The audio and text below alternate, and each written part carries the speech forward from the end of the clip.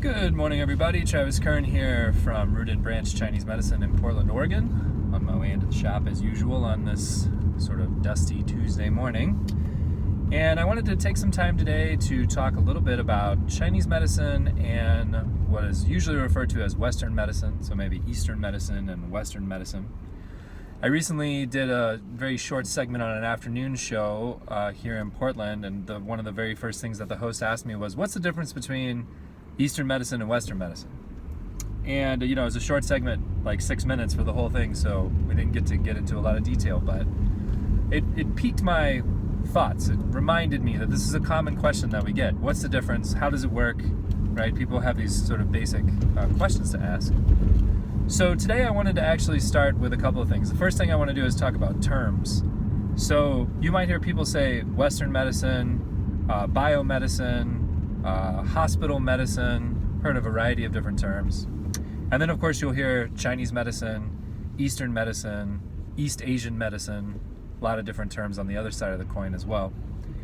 And the traditional divide between Eastern and Western medicine sort of draws this, in my mind, sort of colonial geographic line, right? Where as people of Western European heritage, we looked at the world and understood our place in it as the West, and then here's this line, roughly just west of India, and say, okay, everything east of that line is the East, right? And on the one hand, it's helpful to say Eastern medicine because there's more than one kind of medicine that's practiced east of that arbitrary line, right? So in India and the areas traditionally part of the ancient Indian Empire, we see a type of medicine called Ayurvedic medicine. And then the further east we go, we see medicines that are based on original Chinese medicines, because the Chinese Empire was much larger than it is now. But those medicines have evolved over time, so we see Japanese Kampo medicine, we see Vietnamese medicine, we see Korean Sasang medicine. There's a lot of different types of medicine that are rooted in the same principles that Chinese medicine is in. And so saying Eastern medicine includes, I would say, these two broad categories, Ayurveda and Chinese medicine. And if we say East Asian medicine, it's maybe a little bit more specific to exclude Ayurveda and only include the Chinese medicine-based theoretical concepts. So just keep in mind that when people are talking about these things, usually it's a general question, so they're not trying to get so granular about the details, but it is, like most things, more complicated than it may seem on the surface. I think it's also worth noting that Western medicine is an interesting idea, considering that Western medicine as we understand it is the inheritance of Greek and Roman medicine. And I don't know about you guys, but in the modern setting, Greece and Rome, while technically part of Europe, are geographically very well east of mainland Europe and certainly east of the United States. And so it's important to keep that in mind, that the medicine that we understand today is the inheritance of a mindset and a headspace that first began in Greece and eventually into Rome and led to a very famous ancient Roman physician named Galen. And Galen's work, based on the early humoral work, you might have been familiar with, like the four humors: phlegm, black bile, blood, right? All these kinds of things. So all of that to say, medicine has a long and rich history in the world, and how we got to now is a really, really interesting story, of which there are several really great scholarly sources that I'll put in the show notes for this video that you can read about if you're interested, if you want to nerd out on it. I'm a nerd, so I like to nerd out on stuff. For the purpose of today, though, I'm going to use the term biomedicine when referring to what a lot of people call Western medicine. And I'm just going to say Chinese medicine for what a lot of people refer to as Eastern medicine, because from my point of view, I am actually specifically talking about Chinese medicine. And while Japanese Kampo and Korean Sasang pull from the same Chinese medicine theoretical basis, they have specific modifications and changes that are representative of that medicine. So I'm talking about today the difference between biomedicine and Chinese medicine, okay? So biomedicine, if you're watching this video and you are a European person or an American person or a person who grew up in the Western Hemisphere, it's likely that you are familiar with biomedicine, right? We learned about it in school. We had intro life sciences class and biology classes, and in those classes, chemistry class, even physics, we looked at the core components of things, right? That's one of the basic principles of biomedicine and frankly of Western rational science, is looking at the smallest possible piece of the overall puzzle, right? Why? Why look for the smallest possible piece? And actually the why, the question why there is probably the thing that actually links biomedicine and Chinese medicine, which is that they're both sciences.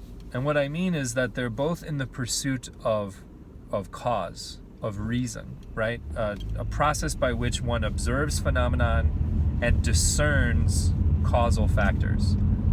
Here, in this case, talking about medicine, we have a sick person, they have a cough. Why is that happening, right? What are the causal factors, the things that made it happen? From a biomedical point of view, we're going to get down past what you can see with your own eyes or what you can feel with your hands. Because from a biomedical point of view, the root cause of something is down at the microscopic level. It has to do with individual cells, microorganisms, neurotransmitters, protein markers, inflammatory responses. We're looking down at the building blocks of a thing. And to be honest, Chinese medicine isn't really different in that regard. It's just looking at a different set of building blocks and with a slightly different point of view. But let's stick with biomedicine for now. So with biomedicine, we want to get down to the individual, say, cell. We'll go to the cell level. We'll go into your blood, look at a blood smear, and try to understand what's happening in the blood. What kind of proteins can we see? What kind of markers and enzymes are in the blood that indicate that the body is fighting an infection, or that there's something missing? Maybe you don't have enough white blood cells, or you don't have properly shaped red blood cells, or maybe there's not enough oxygen in the game, right?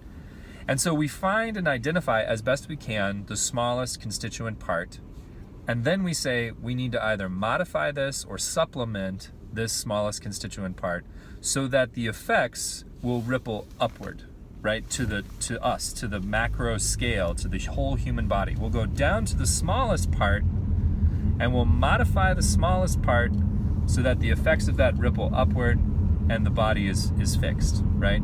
So you can imagine then like antibiotics, where you've identified this compound, you take it, orally, it's absorbed into the bloodstream, and it provides support to your immune system as it fights off microorganisms that we've identified as the causes of all these problems, right?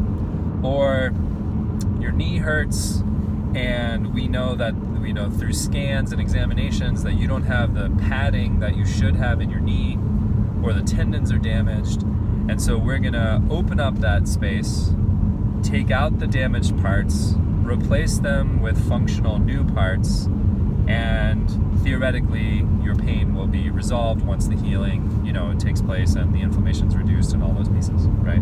So again, you the human have knee pain, you the human have cold, right? Have a cold. We go down to the constituent parts. In the case of cold, we maybe do antibiotics, maybe these days it's probably not actually helpful to do antibiotics since most of it's caused by a virus, but that's a different story.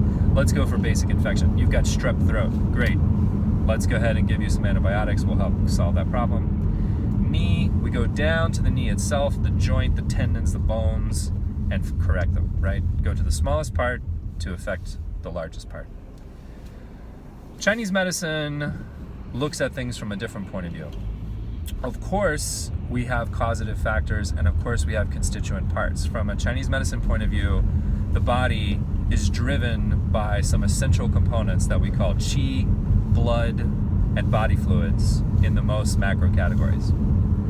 The thing is that that's about as granular as it gets. I mean, there's a little bit of nuance there, but when someone has, say, dull aching pain in their abdomen, right, makes them feel kind of bloated and swollen, we're going to call that qi stagnation pain. If it's sharp and pointed and located in a specific area, very specific pain as opposed to like a general ache, we call that blood stagnation pain. That stagnation can be caused by some pathogenic factors, things that we call heat, cold, damp, dryness. But we don't dive past, like, there's no subdivision of qi, really. I mean, we have different categories of qi, upright qi, food qi, lung qi. There's we can subdivide it into categories, but not divide it. We can't dive deeper than qi itself. Qi is the essential component. Blood is the essential component. There's nothing smaller than blood, right, in terms of understanding that piece of Chinese medicine physiology. And the reason that is the case is because Chinese medicine is more concerned with the interaction of individual pieces of the body and how that interaction affects the larger person directly, right? So instead of going as small as possible to try and figure out what the problem is, Chinese medicine is asking itself, what's happening at the upper level, right? Are you not moving enough, right? Are you dealing with chronic stress that you don't have an outlet for? Are the foods that you're eating not appropriate for your condition? We're talking very high level questions, not you have an enzyme problem where you can't break down the food. We're asking, are you even eating the right food, right? And that's all the question that needs to be asked, right? We don't need to know about the enzymes because from a Chinese medicine point of view, those enzymes are not part of the equation. They're part of the biomedical equation, but they're not part of the Chinese medicine equation. In order to correct your, say, digestive disorder, I don't need to know if you have an enzyme problem. I need to know if you have a qi problem or a blood problem or a constitutional factor, right? But I don't need to know about the enzymes. Now you might be thinking to yourself, wait a minute, how is that possible? How can we have an enzyme problem and that not matter to Chinese medicine? Because surely the enzyme problem is still there. And this gets us to, I think, where the big break is, where the actual divide occurs in biomedicine and Chinese medicine, which is the question of what is a human? I know that sounds crazy. What is a human? It's me, it's you, it's a biological machine, whatever. That's an entirely different understanding in a biomedical structure versus a Chinese medicine structure. And biomedically, a human is a collection of these constituent parts, right? And they work together like a biological machine. And sometimes the parts wear out, or they get damaged, or they malfunction, and they need to be corrected, right? They need to be replaced, supplemented, right? Because your body just doesn't make enough of X thing. Chinese medicine does not hold that you are a biological machine, right? Its pieces are never broken. There's never anything that's fundamentally missing. In Chinese medicine, you can never draw the unlucky short straw where you're just fundamentally screwed because you're missing something. No. Your body is a collective whole, right, that occasionally finds itself imbalanced. It strives toward equilibrium, right? It's constantly correcting in order for you to survive. In fact, even people who are very sick, in the modern period in particular, where they have access to clean food and water and sanitation, can live for a very long time, even though they're very, very sick, because your body is working, spending resources, modifying, sort of like ducking and jiving and moving in order to make changes so that you can be healthy. The body strives toward equilibrium. It's a collective whole, and none of its parts are intrinsically broken. Even if you have knee pain, that's because we've got a qi and blood flow problem, not because your knee is intrinsically malfunctioning. And that's the core difference, right? That's the core difference. Constituent parts make the biological machine, or the human being is a collective piece. While made of smaller parts, those smaller parts are just barely smaller than the whole, and none of them can intrinsically break, right? None of them can be fundamentally flawed. There is no fundamental flaw in the Chinese model, right? There are, a lack of resources, a lack of support. There can definitely be shortcomings, but there's no fundamental flaw where the body is intrinsically screwed, frankly, right? That's just not part of the thing. So when you're looking and asking yourself, like, can Chinese medicine help me with whatever problem, right? The answer is yes, it absolutely can help you. Chinese medicine is a collective system of healing. It covers all bases and all types of illness, right? The question, I think, when you're asking yourself, is this different, or how is it different, or does it work, or any of these big questions, is more a question of approach than it is about effectiveness, right? Biomedicine is very effective, right? We see lots of interventions that are helpful for people. We see some that don't work as well. Chinese medicine, we see lots of people who get benefits and other people who don't get as many benefits. That, in my experience and opinion, has a lot to do with practitioner. It has a lot to do with luck. It has a lot to do with being in the right place at the right time. There's a reason that we call medicine a practice, because it is, right? Like, we make the best decision and the best choice that we can. We give the patient the best information we can, but it's a practice, right? It's a fundamental process by which we're working together with a patient to achieve a health outcome. So for you, the question is, am I going to my biomed person for this? Am I going to my Chinese med person for this? That comes down to how you want to approach this problem, right? How do you want to try and understand the best way to help you, right? Is it getting down to the smallest part? Is that the way that you understand the world? Is that the way that you want to be healed? Because if it is, then biomed is probably your best path, right? But if you have a suspicion that things work differently, that you imagine that your body is a different sort of thing than a collection of small pieces, then Chinese medicine is absolutely the way for you to go. This is a topic that we could talk on endlessly, and I will definitely bring up in future episodes, because it's perhaps the most interesting thing that I can think of about how Chinese medicine works, what makes it unique, why is it important, right? But understand that biomedicine and Chinese medicine have a lot to offer the world, but they are very different ways of viewing a human creature. And they have very different prescriptions on how to solve problems. And here's the thing to leave you with, right? They are both correct. I'm gonna let that sit for a second. They are both correct. Once you can hold that headspace in your brain, right, and understand that is it A or B, and the answer is just yes, okay, then you're gonna get closer to understanding how Chinese medicine works. All right, and that's your homework. Think about it. They're both correct. I'm Travis Kern from Root and Branch Chinese Medicine in Portland, Oregon. Check us out at rootandbranchpdx.com, and we'll see you next week.